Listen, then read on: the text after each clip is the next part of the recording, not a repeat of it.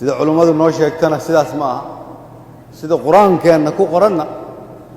quraanka waxa ku qoran waj'alnaakum shu'uban wa qabaa'ila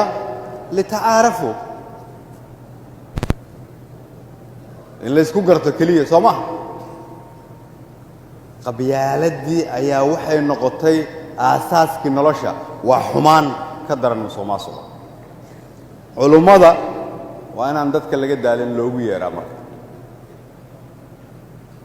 oo loo sheegaa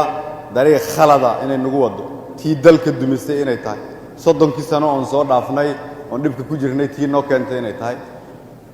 30 ka horeeyay qaybtiisa ugu dambeysana burburka iyadoo inay mas'uul ka ahayd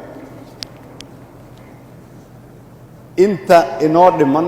waan idin soo dhaweynay sheekana waa u mahad celinaynaa dawladnimada ku fara adayga qolo iyo qabiil iyo koox yar meel waa lagu gaari waay inta idin dhiman shacab dhalinyaro iyo waayeel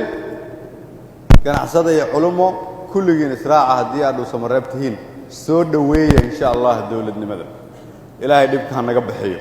ilaahay ummadda Soomaaliyeed qalbigooda ha soo dhaweeyo ilaahay midnimada ha nagu wado ilaahay qabyaalada ha naga ilaaliyo ilaahay qof walba oo qarannimada ka soo horjeeda ha naga qabto